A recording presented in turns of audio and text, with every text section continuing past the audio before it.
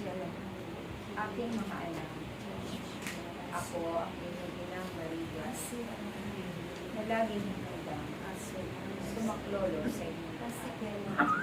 Naway hindi maging dahilan ang mga pagsubok, ang mga kahirapan, upang kayo'y huminto sa paglilingkod ninyo sa Diyos.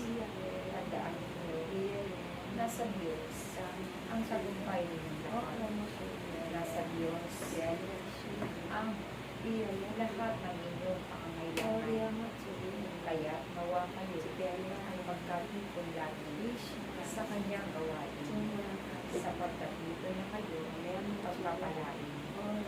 Aking mga anak, kayo'y maging mapagpanalangin sa araw-araw, sapagkat ang panalangin ninyo ay kanyang diringgin.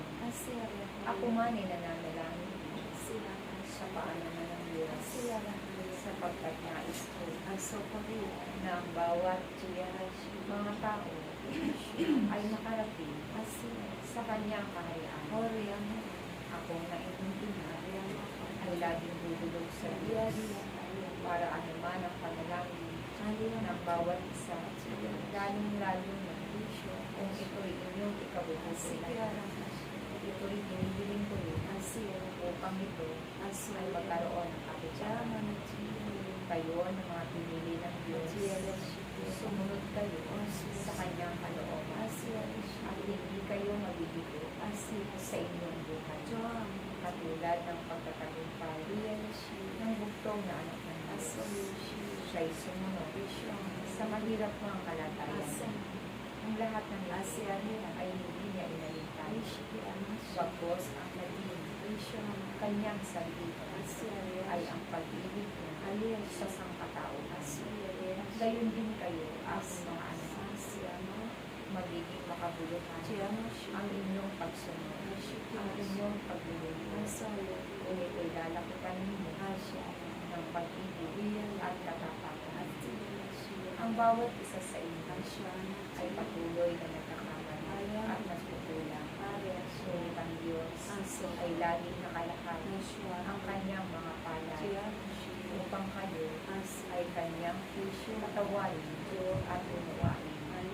Kaya naman, ako na inyong inang Maria ay nananalangin upang kayo ay patuloy na magkaisa ng mahalan kayo katulad ng pagkatagumpili ng Diyos sa inyong lahat.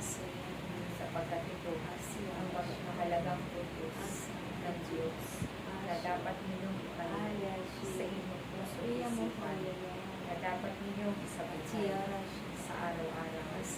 Kaya't aking mga anak, ako na inyong inang Maria ay laging gagabay sa inyong lahat at patuloy kong ihiling ang bawat isa sa inyo ng kapuspusan sa Diyos upang ang inyong paglilingkod ay lalong magpigil, upang ang inyong pag-ibig ay lalong mag-alal sa bawat isa. Sumainyo ang kapayapaan sa araw na ito. We shall